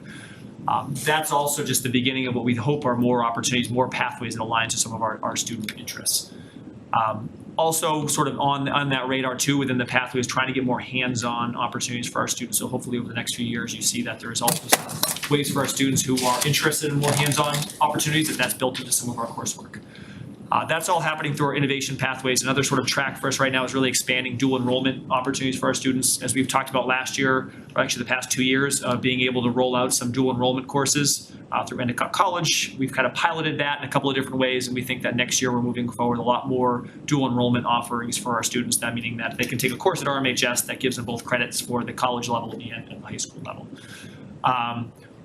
Interestingly, on all of these pieces, we feel that a lot of these pieces, there's so much grant funding out there for both innovation pathways and sort of dual enrollment offerings. Actually, this year, we're applying for $693,000 of grant funding to be able to build out both innovation pathways and some of our dual enrollment opportunities. We feel optimistic that we should be able to get at least a good portion of that. And this is grant funding that we think seems to be sort of out there right now through a lot of different sort of different spots.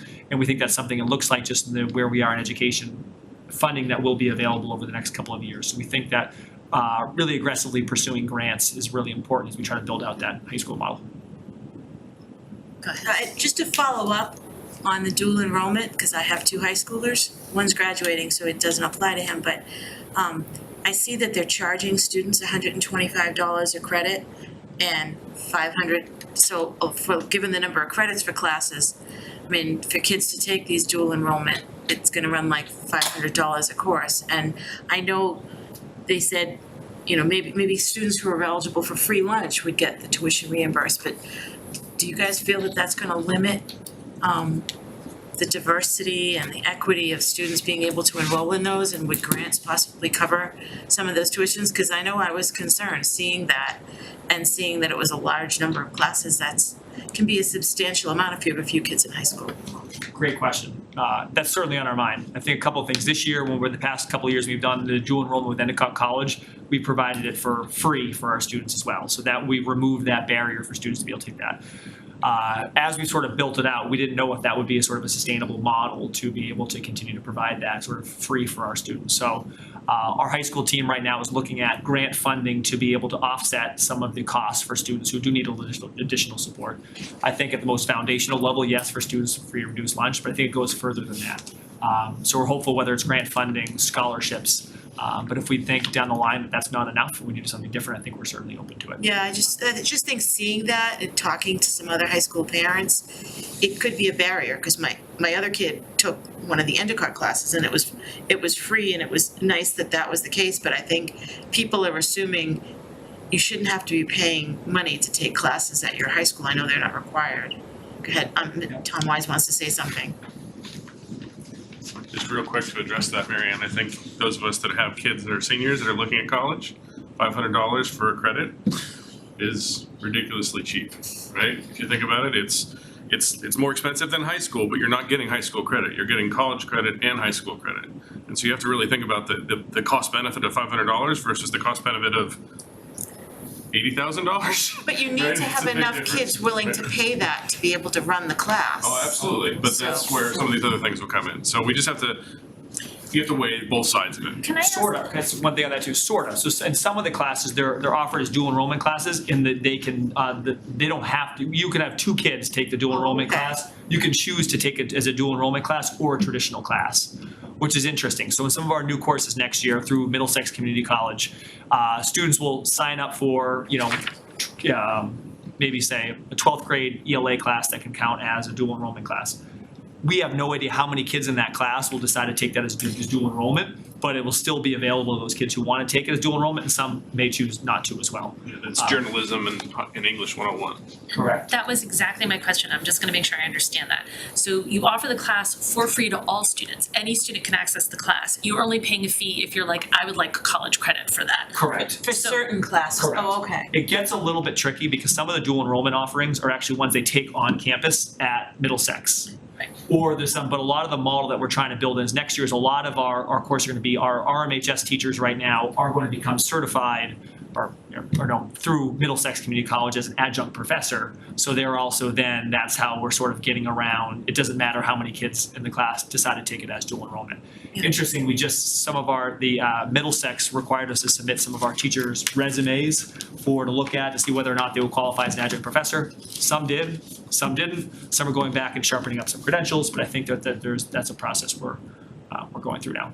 But we're open to feedback because parents too, this is like very new to us too, and I think. Great thing, I just think it might dissuade some people, I guess you'll see how many people sign up for it this time around.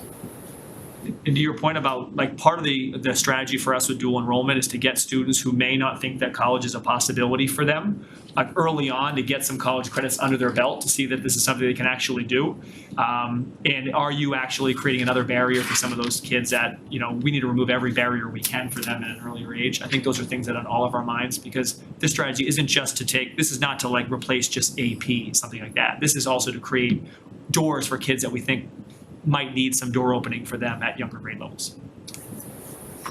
And do you have any sense like what other school districts are doing? Like in terms of like, is it working similar to what we're proposing here? Yeah, Or? yeah, we're a little bit behind with, you look at like the landscape of high school education, even in the area, a lot in Middlesex League too. There's a lot of schools are really farther ahead with innovation pathways and dual enrollment opportunities. So we're sort of, I think, a little bit behind there, but I think we're gaining ground quickly.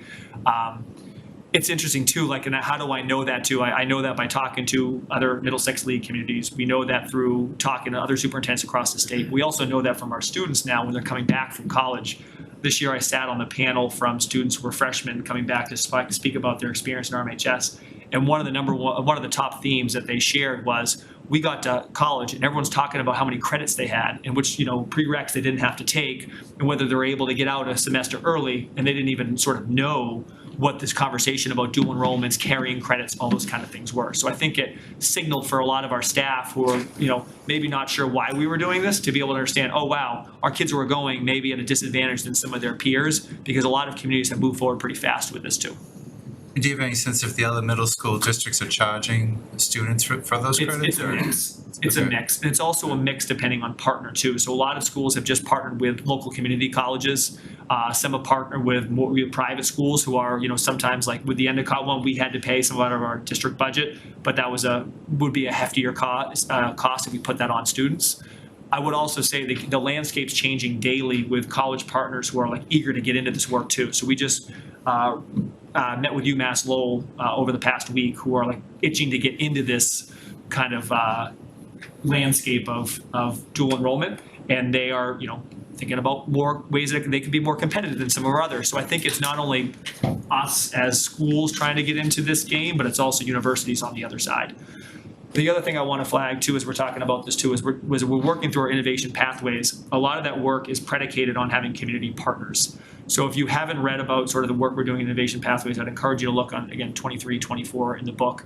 But we can't do that work without industry partners. So you see some names in the packet of some industry partners who have stepped up in a couple of ways. They're now advisors for some of our students. They're taking on students in internships. They're working with some of our teachers to help design some of the coursework.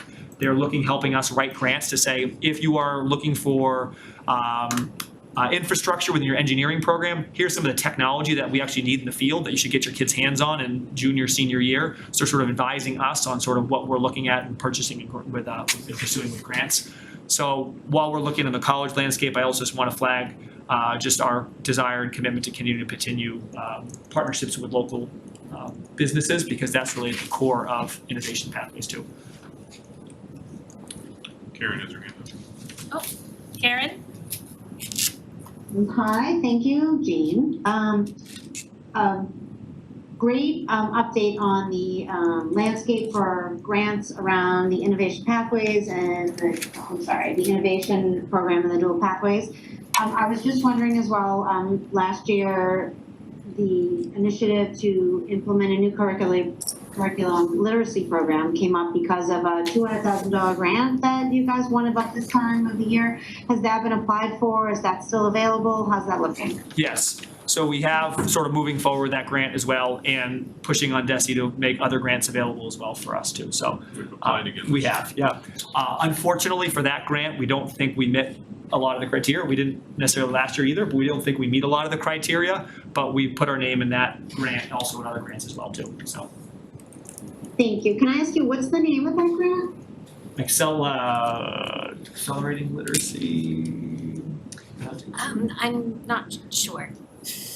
I'm not sure, let me find out. It was Can they thought get last back was to you on that one, accelerating- Karen? I think it's accelerating literacy. It does sound similar. Sounds right. Yeah. So that's- Sounds right. Looks like Tom's checking. On the subject of grants, one excuse me, kudos that I wanted to share was I appreciate on page 58 where you enumerate specifically the federal and state grants that we're getting. That was very neat to see in detail. I see accelerated math there. I don't see anything there called accelerated literacy for 2024, but that's It's not in FY '24 yet. Is It's it- accelerating literacy learning with high quality instructional materials. We do use enough public accountability. It's a long name. It's not a cool acronym. Yeah, Like it's an a cool acronym. acronym. Yeah. It definitely does. There is a lot, we think too, like of funding coming hopefully around literacy. There's a big push from DESE around updating literacy curriculum materials. So we're hopeful that this is not sort of the only opportunity for us to pursue more grant funding that we can only get for maybe some of the ARPA funds too. So it's not certainly on our radar. Thank you. Are there any federal grants out there too? Susan, do you know of any federal? No, periodically I go on the DESE website and check to see what the grants are. I haven't seen any. Doesn't mean that they won't be coming around. We are keeping our eye on this. Great. You can keep going. Okay, sorry, next slide. The next slide, just two more slides. This is, an overview of the strategies that we're taking to ensure sustainability. And if you do have more questions afterwards, just ask. So we've created a strategic multi-year financial plan, looking out 3 years based on the FY '24 budget to see how we can continue to, first of all, what are our anticipated potential expenses? How can we continue to leverage all of the other sources of funding? The big kind of piece of all of this is we're going to be entering contract negotiations. So that's obviously going to shape our budget going forward.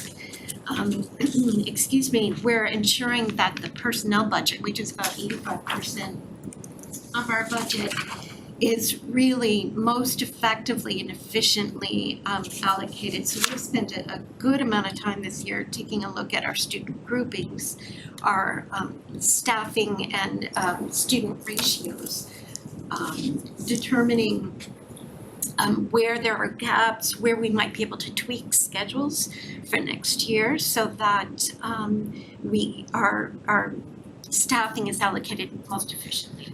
That's what I describe it.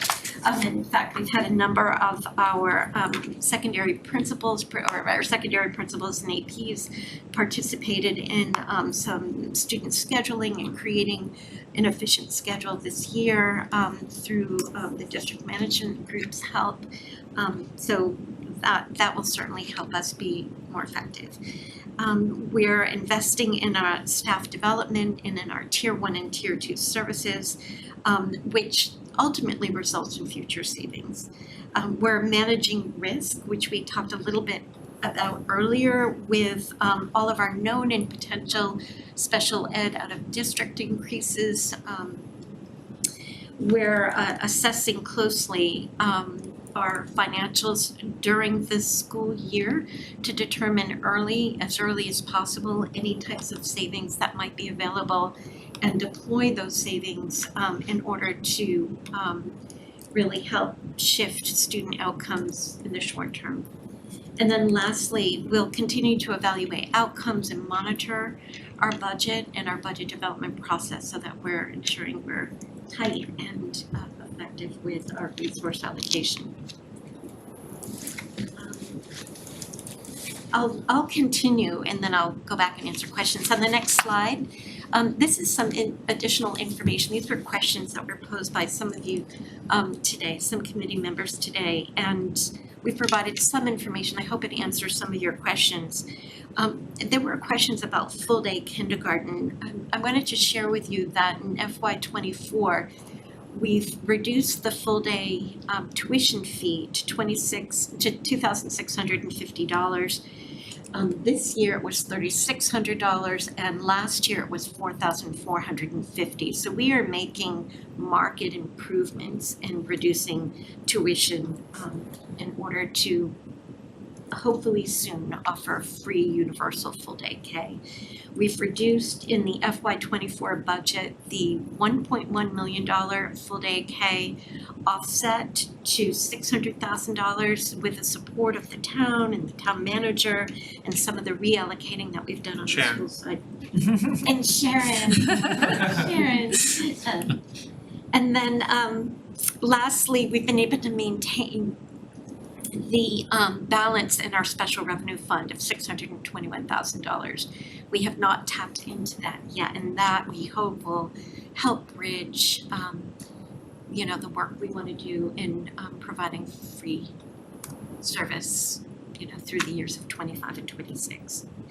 And then lastly, a question came in about the FTEs that are funded through grants, and I wanted to mention that the 4 grants on this list are renewable grants. They come back to us every year. Most of them actually come back with a slight increase. Title I, we have 1.7 tutors assigned to that grant. The IDEA SPED grant is 25.05 FTEs, and that's made up of mostly paras and 2 BCBAs. Our Special Ed 262 grant, which is a preschool grant, has 0.73 para associated with that grant. And then METCO has 6 FTEs during the FY24 budget, which includes the director, the METCO / guidance counselors and coordinator. And then the last grant, which is going to be going away, as I mentioned earlier, is the ESSER grant. In FY24, we will we'll have 3.4 FTEs coded to that grant, and then in FY25 we'll absorb those positions, which is about $259,000. Why don't I stop here for a moment and ask if there are any other questions that you have? So regarding the tuition fee reduction for full day K, I know this is on the school committee agenda for tomorrow, so I don't want to preempt that. But I saw that you only have 5 families registered for half day K. And I don't know if you guys are looking at an integrated model or a dedicated class, because it would be cheaper to just fund the tuition for them than to hire a teacher for them. But the problem with an integrated model is you have the rest of the class able to move ahead with learning in the afternoon than these 5 kids. So I don't know if you could just take budget money and say, well, look, we just want to make you guys be full day, because those 5 may have wanted half day and wouldn't want full day even if it were free. You would also have an equity problem for all the kids. Oh, I know. Everyone else who paid wouldn't like it, but I mean, then you still have to hire, a $60,000 teacher for $13,000 worth of tuition or something, and just 5 kids in the class, so. So you've identified something that we've been talking about and don't have a solution yet, and the reason is that we're still not early in the process, but we still could expect another 12% or another 14 to 18 students could enroll. That was gonna be my question, if you expect any more to build up a class to We make it work. usually receive, maybe 10%, 12% during the months of like, I don't know. Like in the summer, they suddenly Yeah, wake up and say, my May kid to has to be in August. kindergarten. May to August, and so, we don't know yet. But this is the time to start thinking about it, with a couple of different scenarios. We are gonna talk about that in more detail tomorrow too, and I think just to add a little bit more to what Susan just shared too, there's a couple of things that we're doing right now to kind of close the gap to where we think with how many students have registered versus where we think we should be. One, all of our secretaries are reaching out to families who also have siblings in the buildings too, which should close the gap. We know there's some missing siblings. We're also reaching out to all of our families who are on like our mailing lists, but they haven't actually yet submitted an application. And then there's also families that we look at the census that haven't sort of submitted yet too, so there's some discrepancies there. So we think we still have some gap closing to do, but you are certainly identifying what we think right now is a pain point that's gonna require some serious strategizing over the next month.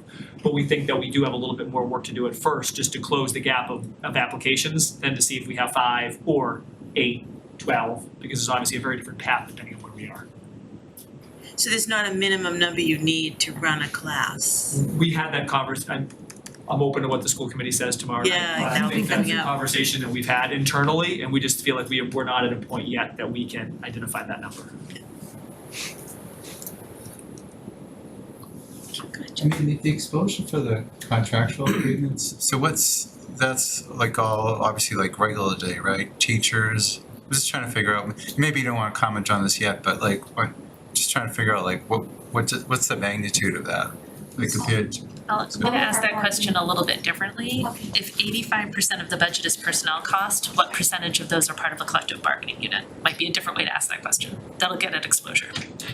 Most of all those employees are part of a negotiated contract, whether it's, the teachers union, paraprofessionals, custodial, it's administrative assistant, secretarial. so it's all being renewed for 2025, or like what's the timing? It's, It will be under negotiation. yeah, I knew, but yeah. All 5 are reviews. So to put a fine point on it, it's hard for us to put numbers on what 25 is gonna look like because we don't know what negotiations are gonna yield yet.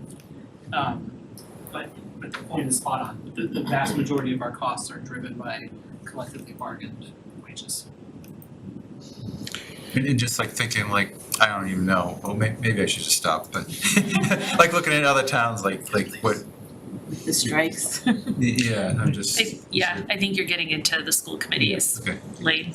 It's something we have Thankfully, to we be don't aware envy. of, so. I have a question on the elementary school building project. So, the town meeting approved, I think, $2 million to fund a design study. 2.2. I don't believe there's any money in this budget that is going to that. So everything that has to do with that building project is coming out of that $2.2 million. So just wanted to clarify that. And I don't know who asked about the grant funded positions, but I should have asked it. It was a really good question and I'm glad you included it. And am I reading this correctly that ESSER is the only one that isn't sort of an ongoing, you can reasonably anticipate those funds coming in every year? That's correct. Perfect. But thank you for including this. This is very helpful and likely to come up at town meeting, so really helpful. My only other comment is the second point under insurance sustainability. I'm really happy to hear that your focus is on the efficiency and efficacy of allocating resources. I think the budget outlook for FY 25 and 26 is fairly sobering. And it's sort of we're trending now into a different budget outlook. And so it is gonna be a moment where we're gonna have to make some choices about how to most effectively do things. So I appreciate that the schools have their eyes on that. I don't have any other questions, Jim. So I was supposed to ask again if I still had my question, and I don't want to have my question because I am sincerely excited about literally every single FTE position that I read about in this budget, but at the same time, in terms of what we can control and what we can't, and the fact that we the cost per employee is subject to contractual negotiations, I'll just say that. And then, meanwhile, the amount of, we don't expect the budget to increase as much year over year next year. So what are we gonna do? We've already this is part of what's great about this budget is it already does cut a ton of non-personnel costs. But I assume that once we pick those low-hanging fruit, they're not gonna grow back in a year. So help me worry less here. We're thinking about being efficient, and I'm wondering what does that mean? Is there even an example of a, a headcount will grow less next year because reasons, or something like that, like. Well, I can share with you a couple of things that I've been thinking about, and we've talked about. I think I mentioned here, this idea of managing our risk for out of district tuition. Maybe what we do is we do establish the special ed reserve fund, and so don't need to carry unassigned tuitions within our operating budget. Maybe we need to evaluate how risky is that, and do we want to go that far? And that's not up to me. That would be, school committee. The other is, continuing to drill down on our staffing schedule and ensuring that we've grouped students and that we have, the right ratios that support students and are using our resources well. It's just managing risk and being better at our resource allocation. So am I understanding correctly that the result of that analysis of our allocations would mean that we do not need the same kind of year over year increase in headcount next year, or maybe not even, maybe even below trend? Is that or? You know what, we spent a lot of time talking about our strategic objectives and putting into place resources and people and positions that we think will make a difference for students and their performance. Here it is, March 1st, and we might not know about how effective these roles and positions are for another 17 months or so. I think the point of my slide, I think it was the last bullet, which is we've got to continue to evaluate and monitor and assess, how are we seeing the outcomes that we had hoped and that we expected? And maybe there are going to be opportunities for us to rethink some of these roles. I'm not sure. I think that, for what it's worth, I think that's a very good answer. Yeah. Because I do, I think that's That's getting a little bit more concrete for me, because in terms of what you can think strategically as you want, but if there aren't any options, that won't help. But it sounds like there may be options, so that's good to hear. Yeah, and I do think it's important when you build it. There's been a lot of growth in the school committee budget the last 2 or 3 years. A lot of FTEs, a lot of new initiatives, a lot of new programs. It's actually reasonable that after a year or two, you might say, that one didn't work the way we thought it would, and that's savings.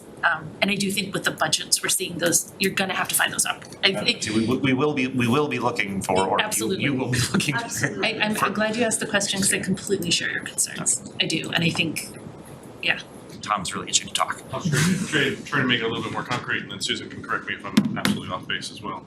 If you go back to slide 4 in the presentation they have in your packet there, it's the FY24 budget breakdown. And the second set of bullets is the personnel and non-personnel budgets that are the contractual stuff. That essentially is our break glass. This is what we have to fund going forward. Everything else is on top of that. Yes. So that 1.17 is essentially half of the 2.2 increase that we have this year.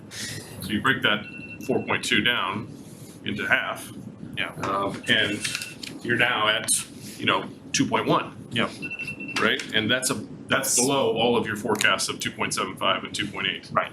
Okay. Now, it's gonna be a little bit more than that, obviously, because we've added a few more heads, but it's not gonna be Right. It's not hundreds of thousands of dollars more. This is the incremental increase. This is the 3% increase, basically, right? That goes with all that stuff.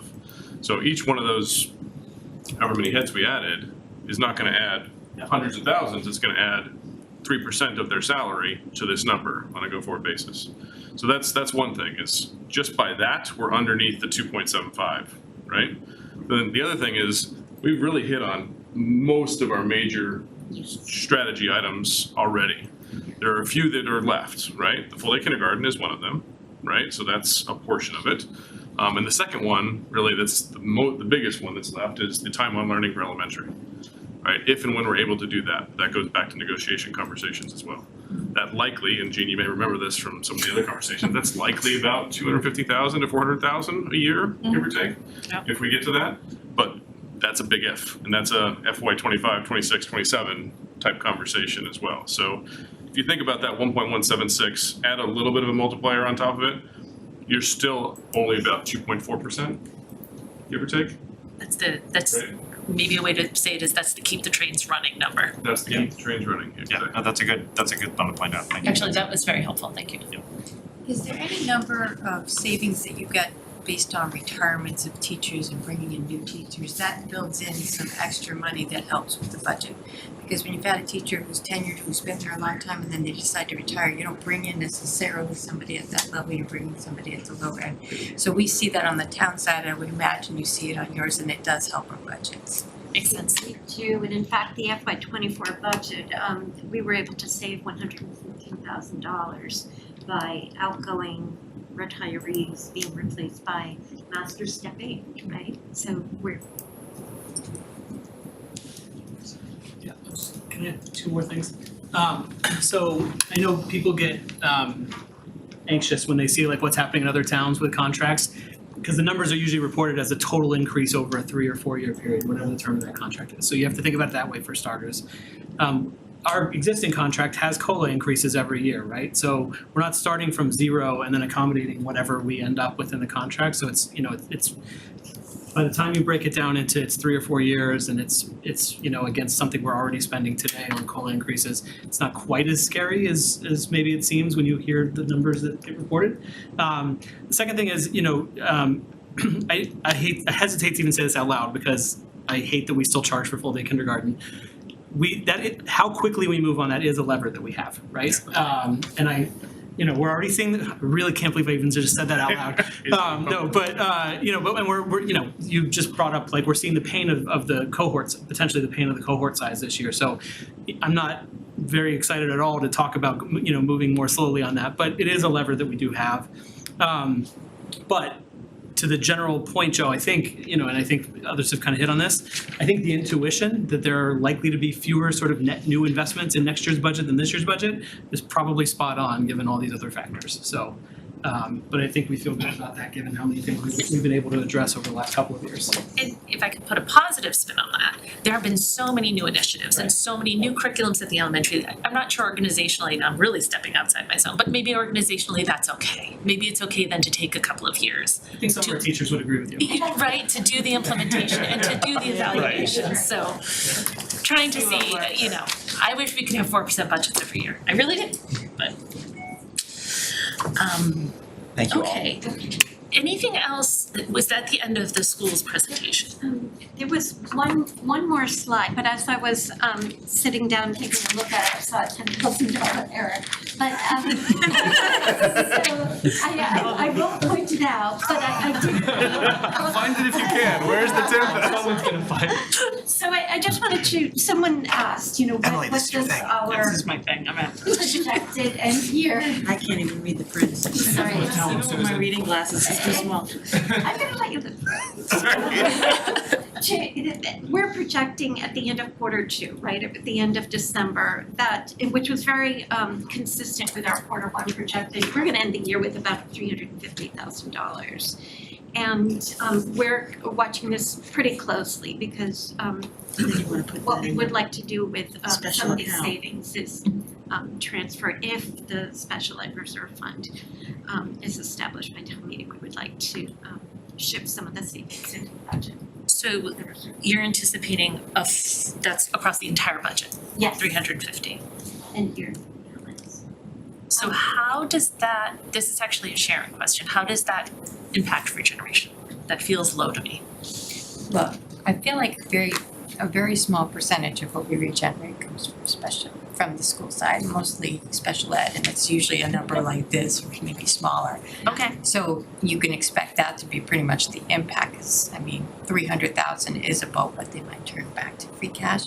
Okay. And so it's almost like you're taking free cash and putting it into a stabilization fund marked for, special ed, do you know what I mean? No, that piece I completely get, that whether you let it flow into free cash and that's where you pull money from when you need it for accommodated costs versus, like, that piece I get, that it's really, in fact, that actually is very appealing to me about the Yeah. stabilization fund, it has a very specific purpose. I'm asking more, is that level of regeneration overall typical of what we would see from the school side? Yeah, it is. That's perfect, that's exactly what I wanted to know, thank you. Yeah, it's been between, say, 200 and 400,000 most of the last 5 or 6 years. It was 800,000 I mean, I 2 think years I've only. ago, which was I was about to say, I think I'm remembering a much bigger number, but it must have been an outlier. It was 800. One of an outlier. Got it. That's not typical. So you can't do that every year, okay, noted, good. Thank you, thank you for that. Yeah, Joe, go right ahead. You explained this before though, but right now, how much are you budgeting for that? Like for special ed, like kind of a placeholder, is it roughly 300,000 or? For the reserve fund, Yeah, the school committee will make a decision about Percentage how of the much. I was thinking about that number okay. for the first year, but I think So school like committee in, will I guess in the 24 budget, I think, didn't you say like you, 220,000. 220 okay. is my unassigned tuition. okay. So in the 5-year average is like 200 to 300 if you throw out, I think, 21, right? So that's, Yes. okay, Good for you. okay, all right, great, yeah, thanks. Any other questions from the committee for the schools? I guess one other real Yeah, quick point. yeah. Just on the special education fund, one of the things we've talked about briefly at the last school committee meeting is we can fund it over a period of years. And then once it hits a number that we're comfortable with, we don't have to continue to fund it. So that would go back into the regeneration type fund. So this is not a forever coming out of the regeneration. It's a period of time coming out of the regeneration to establish that parachute, that safety net. And then we go back into the normal regeneration process. And in fact, there's a statutory limit of Of 2%. 2% of 2%, so. About 900,000. Yeah, but we plan to take up, we probably will develop a policy that maybe even has a lower threshold, because, per the numbers we discussed tonight, I don't think we need almost $1 million in that fund, but statutorily, that's as large as it could get anyway.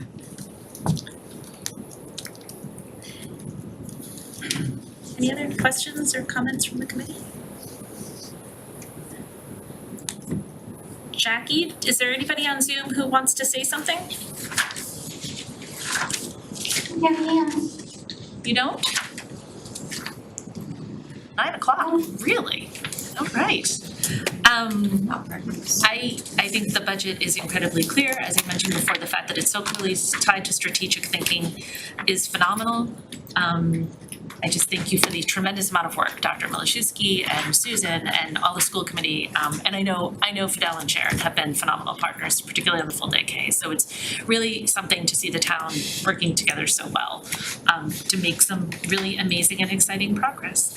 I'm thrilled. Joe, I think you said this best. I'm thrilled. We have a 4% budget this year, but I'm also thrilled that eyes are wide open about that's not a typical year and we need to start planning for what it looks like after that. So that's very reassuring to me. Anybody? I'm just gonna say thank you. Thank you. I will say one more thing. I know Mary Ann particularly had some really specific detailed questions. I'm gonna encourage any of you to work directly with the school department if you really kind of wanna dig down. And I'm gonna, I think what I'm gonna ask is that you copy Ed on any email correspondence, just so he has an eye and he can be the determination. He can use his role as the chair to say, okay, you have a very specific interest in that, I'm gonna let you go, or, well, that's something the whole committee needs to see, let's bring that back. So I just ask that if any of you are working with Fidel or Sharon or the school department on financial matters, to just keep Ed in the loop so that he can kind of triage if any of that information should come back to the whole committee or if it's just sort of personal education and development. And I guess we should probably have a mechanism, I'm gonna suggest the same mechanism, if after this conversation, just because this is your big night with FinCom, if after this conversation, someone on the committee goes, I've looked at it, I've got more questions, is email perhaps the best? So we'll email Chair and Vice Chair of the school committee, the superintendent, Director of Finance, Fidel, Sharon, and if you could copy Ed and myself so we can just make sure we're bringing the appropriate information back to the FinCom. Does that all make sense? It's a good next step if there are further questions? Okay, I will let all of our friends from the school department know we are about to talk about future agendas and we're gonna approve some minutes. So would you like to hang out? All right. Thank you. Thank you for spending the evening. Fantastic work. Okay, future agendas. Aren't they kind of set? I was about to say, this is a brief conversation, right? So the next meeting is March, is that the 8th? March We were 8th? thinking we wouldn't have to go all through March, then maybe the 15th, we'd vote on our articles and everything. That's what we had discussed. So what are we doing next Wednesday night? So What's next on the one, agenda? next Wednesday night, we are starting a rotation of departments. I believe Sharon is Sharon along with Matt, so finance will be going through the budget. Matt is gonna be presenting public services, administrative services, and I think a few other departments. But certainly between the 8th and the 15th, all departments will go, and hopefully we have a chance on the 15th to go through and review the warrant and vote on those articles that are related to the finance committee on the 15th. And that's what it, Perfect. along with the budget. That makes total sense. Well, the entire Typically, budget. department heads are here for those presentations. You're anticipating That is that the plan. again? Absolutely, Perfect. that is absolutely the plan. And has the warrant closed? So the warrant closed, the select board voted to close the warrant, their last meeting, which was on the, on Tuesday? 21st? The 21st, yes. First. Unfortunately, we received 2 citizens petition. So citizens petition are due on the last day, on the 28th, basically. So yesterday by 8 p.m. We received 2 citizens petition around 7:30 p.m. So right up to the deadline. So just a couple more. Just a couple more. So the select board will have to revote that warrant at their next meeting on Tuesday, but their citizens petition, not something that the finance committee would weigh in on. Neither of them are financial. Neither, I mean, I would say they're citizens petition. Yeah, they're citizens position. Is the warrant available yet? Yeah, so the warrant is on our website. I will email it to the finance committee tonight. Could you? Absolutely. Just so that we can all start to look at it prior to the 15th? Yeah. That'd be great. I will email the warrant report as well. That has the all of the background. Background information. I will do that tomorrow. Also, I think we emailed the budget ahead of time. I would love to hear who wants a hard copy of the budget printed.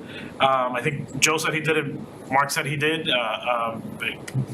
So I guess who doesn't want one? Just Joe or? So I don't want one.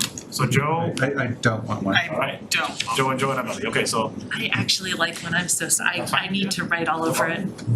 So we will have 5 hard copies next Tuesday, just in case Ed wants one as well.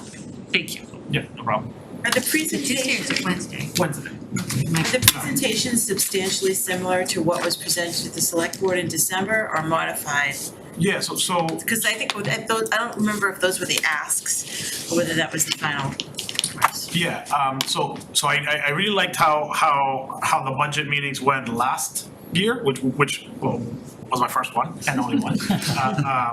Where basically we walked the committee through the budget book, right? So essentially, if you open up the book to page 15, it is administrative services with a narrative, highlights department cost, wages, and expenses, and then we just go department by department that way.